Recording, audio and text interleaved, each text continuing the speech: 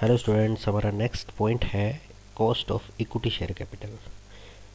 हमने last videos में cost of debenture और कॉस्ट ऑफ प्रेफरेंस शेयर के बारे में डिस्कस किया था कि उससे हम किस हिसाब से कैलकुलेट करते हैं। अब हम cost of equity share capital है उसको किस मेथड के थ्रू कैलकुलेट करेंगे वो डिस्कस करते हैं। सबसे पहले तो cost of equity share capital को कैलकुलेट करना सबसे डिफ़िकल्ट है और ये कंट्रोवर्शियल भी है सबसे ज़्यादा। उसका रीज़न क्या है? अब देखो, पहले हमने डिबेंचर के बारे में स्टडी किया था, तो डिबेंचर के अंदर सीधा सीधा हमें रेट ऑफ इंटरेस्ट पहले से ही पता है, फिक्स रहती है, तो कोई कैलकुलेशन में ज़्यादा कोई डिफ़िकल्टी नहीं रहती उसमें। फिर नेक्स्ट हमारा प्रेफरेंस शेयर है। प्रेफरेंस शेयर हालांकि कंपलसरी नहीं है, लेकिन उसके अंदर भी एक रेट फिक्स है कि 8% 10% प्रेफरेंस शेयर, इस हिसाब से रेट फिक्स है, तो वो भी हम कैलकुलेट कर लेते हैं। लेकिन इक्विटी शेयर में क्या है? इक्विटी शेयर में कोई डिविडेंड का कोई फिक्स नहीं है अमाउंट। क्यों? क्योंकि ये कंपनी के ओनर होते हैं और कोई लीगली बाइंडिंग नहीं है कि इनको पेमेंट करना ही करना है। इनको पेमेंट कब करना है? अगर कंपनी का प्रॉफिट हुआ तो। अगर कंपनी का प्रॉफिट नहीं हुआ तो इनको कुछ नहीं मिलेगा। तो ये लोग कभी कभी आर्ग्यू करते हैं कि भाई ये कैपिटल क्या है, फ्री ऑफ कॉस्ट है, लेकिन ऐसा नहीं है। क्यों नहीं है?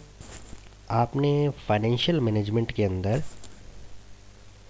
जो हमारा फर्स्ट चैप्टर है उसके अंदर फाइनेंशियल मैनेजमेंट का मेन ऑब्जेक्टिव क्या है? मेन ऑब्जेक्टिव है to maximise share holder wealth and the maximisation of market price of the share. ये कब होगा? अगर हम इस ऑब्जेक्टिव को पूरा नहीं करेंगे तो क्या होगा? हमारा जो मार्केट प्राइस है और जो शेयर होल्डर का फेथ है कंपनी पे, वो दोनों को दोनों उसके ऊपर एडवर्सली इफेक्ट पड़ेगा।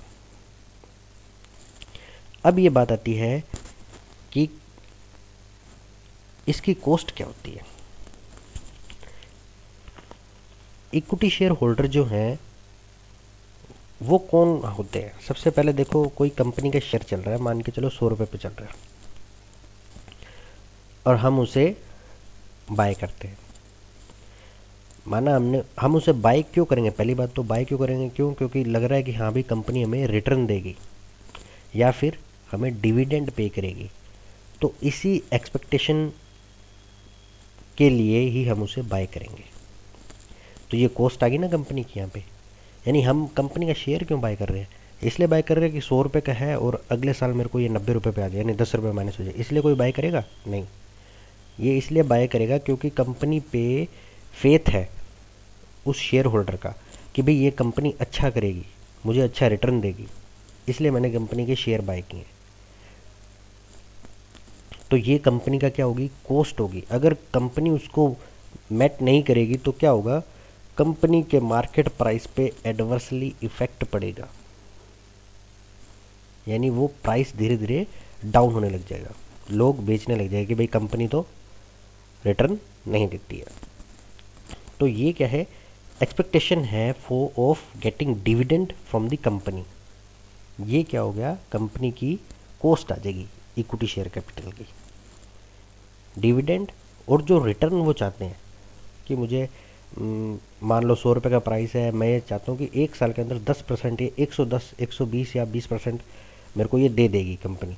कंपनी का फंडामेंटल्स इतने अच्छे हैं, बिजनेस बहुत अच्छा है, तो कंपनी को उस शेयर होल्डर की जो सोच है उसको कायम रखने के लिए क्या है कि ये कॉस्ट मेट करनी पड़ेगी और अपने शेयर को बढ़ाने के लिए उसे मिनिमम जो इन्वेस्टमेंट उसने की है उस पर रिटर्न लेना पड़ेगा। तो ये बेसिकली कंपनी की cost of equity share capital है। अब इसमें क्या लिखा है, cost of equity share capital is the minimum rate of return that the company must earn on equity financed portion of its investment in order to leave unchanged the market price of its stock। यानी company को क्या करना है कि जो उसने equity portion से जो फाइनेंस किया है, फाइनेंस करके जो इन्वेस्टमेंट की है, उससे मिनिमम तो रिटर्न लेना ही पड़ेगा, कोई ना कोई जो मिनिमम रेट ऑफ रिटर्न है वो उसे लेनी ज़रूरी है। अगर वो उतना रेट ऑफ रिटर्न नहीं लेगी तो क्या होगा, कंपनी का मार्केट प्राइस है वो डाउन होने लग जाएगा, कंपनी का मार्केट प्राइस डाउन होने लग जाएगा। वही जो मिनिमम रेट ऑफ रिटर्न है वही cost of equity share capital है। इस लाइन को हम एक एग्जाम्पल के थ्रू समझते हैं। अब सपोज करो कि कंपनी का रिक्वायर्ड रेट ऑफ रिटर्न कितना है, 12% है, ठीक है, और कॉस्ट ऑफ डेट है 8%, यानी डिबेंचर की, ठीक। उसके आगे further assume that the policy of the firm is to use and debt respectively in the proportion of 75-25, यानी कि कंपनी की पॉलिसी है कि जो भी ये प्रोजेक्ट फाइनेंस करेगी, ठीक है, उसके अंदर जो पोर्शन रहेगा इक्विटी का 75% होगा और डेट का होगा 25%, ठीक है। तो इक्विटी फाइनेंस्ड पोर्शन कितना हो गया, 25%, 75%, ठीक है। अब इसने क्या बोला है कि 12% क्या है, इसको मेंटेन करके रखना है इक्विटी शेयर्स पे, यानी जो ये 75% इसने इक्विटी फाइनेंस्ड पोर्शन से जो फाइनेंस किया है उसका 12% इसको मेंटेन रखना है। मिनिमम रिटर्न तो इस पे 75% पे 12% इसको मिलना चाहिए, तभी क्या रहेगा, मार्केट प्राइस अनचेंज रहेगा। ये cost of equity share capital है। और ओवरऑल क्या रहेगा, ओवरऑल जो the required rate of return for the project as a whole would be 11%, यानी कि अगर 12% इस पे ले रहा है और 8% डेट पे ले रहा है और ये रेशो है, तो उसका ओवरऑल जो होना चाहिए प्रोजेक्ट पे 11% इसको रिटर्न मिलना चाहिए, मिनिमम रेट ऑफ रिटर्न जो है, ठीक है। कैसे, 0.75 है, ये रहा 0.75 पोर्शन है, इस पे कितना 12% है, तो कितना आ जाएगा, 0.75 इंटू 12 करेंगे तो 9 आ गया, ठीक है।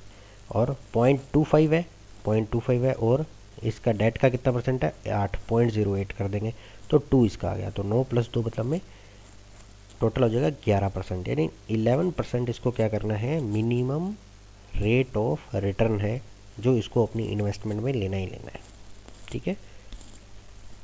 अब मान लो प्रोजेक्ट का आउटले, कोई एक प्रोजेक्ट इन्होंने फाइनेंस किया है वो 1000 रुपये का है और उसका रिटर्न आ रहा है ईयरली 110 रुपये, 11% मैंने ले लिया इसको, 1000 का 11% 110, ठीक है, 110 आ गया। अब प्रोजेक्ट का क्या है, रिटर्न इतना आया, इसमें से हम माइनस करेंगे 110 में से कितना माइनस करेंगे हम, इंटरेस्ट, इंटरेस्ट कितना पे किया है, 0.08, 0.08 किसका, हाँ 1000 ये था, 1000 में से देखो रेशो कितना है, 75% 25, यानी कि 250 फाइनेंस हुआ है डेट से, 250 फाइनेंस हुआ है डेट से, तो 250 का 0.08% आ जाएगा 20, ठीक है, 20 यानी इंटरेस्ट पे कर दिया हमने 110 में से। रिमेनिंग कितना रहा पोर्शन, 90। अब ये 90 जो रिमेनिंग पोर्शन है ये किसके लिए अवेलेबल है, इक्विटी शेयर होल्डर के लिए। हमने इसमें ये माना है कि इसमें कोई टैक्स रेट नहीं है, ठीक है, कोई टैक्स हम पे नहीं कर रहे, एक बार अज्यूम कर रहे हैं, तो 90 ये अवेलेबल रह रहा है इक्विटी शेयर के लिए। अब 90 अवेलेबल रह रहा है और टोटल इन्वेस्टमेंट कितनी थी, 750, 1000 में से 750 इक्विटी फाइनेंस्ड पोर्शन था, इक्विटी फाइनेंस्ड पोर्शन कितना था, 750, तो 90 अपॉन में 750 करेंगे तो कितना आ रहा है, 12%, तो ये 12% हमारी रेट मैट हो रही है। तो मतलब अगर हम 12% रेट ऑफ रिटर्न ले रहे हैं इक्विटी फाइनेंस्ड पोर्शन पे, तो जो हमारा मार्केट प्राइस है शेयर का वो अनचेंज रहेगा, वो उतना का उतना ही रहेगा। अगर हम इससे कम लेंगे, ये 90 की जगह 80 हो गया या 70 हो गया, तो क्या हो जाएगा, हमारा रेट ऑफ रिटर्न कम हो जाएगा, और जिससे क्या है कि मार्केट जो मार्केट वैल्यू है शेयर की वो गिरने लग जाएगी, क्योंकि शेयर होल्डर का फेथ कंपनी से हटने लग जाएगा कि भाई कंपनी हमको रिटर्न नहीं दे रही है, उसका बिजनेस इतना अच्छा साउंड नहीं है। तो ये हमारा cost of equity share capital है। अब इसका मेथड क्या है cost of equity share capital compute करने के? पहला है dividend yield method. Dividend yield method में क्या रहता है कि जो कंपनी डिविडेंड पे करती है उसको मार्केट प्राइस से डिवाइड कर देते हैं, इनटू में 100 कर लेते हैं, तो हमारा आ जाता है dividend yield method. According to this method the cost of equity share capital is calculated on the basis of required rate of return in terms of future dividend to be paid on equity shares for maintaining their present market price। यानी कि इसके अंदर हम minimum required rate of return किसको मानते हैं कि company को मिनिमम इतना डिविडेंड पे करना है, डिविडेंड हर साल इतना पे करेगी, तो ये इसकी cost of equity share capital मानी जाएगी। ये मेथड ये मानता है कि जो इन्वेस्टर है वो डिविडेंड को इंपॉर्टेंस देते हैं।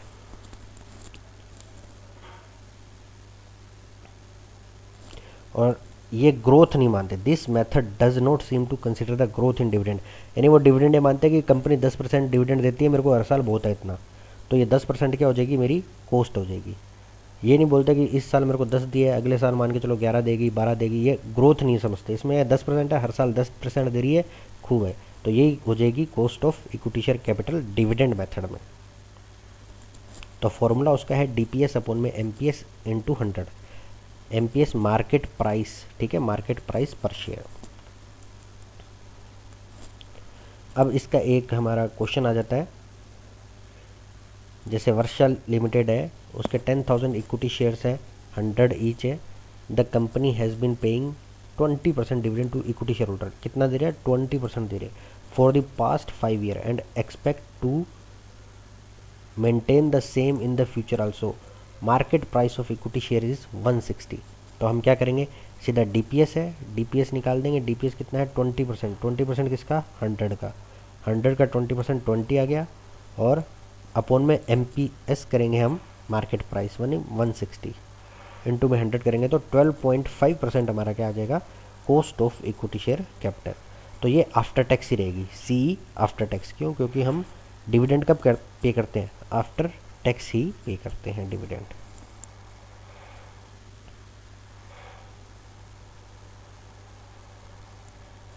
और नेक्स्ट वीडियो में हम EPS के बारे में पढ़ेंगे, हमारा सेकंड मेथड है जो।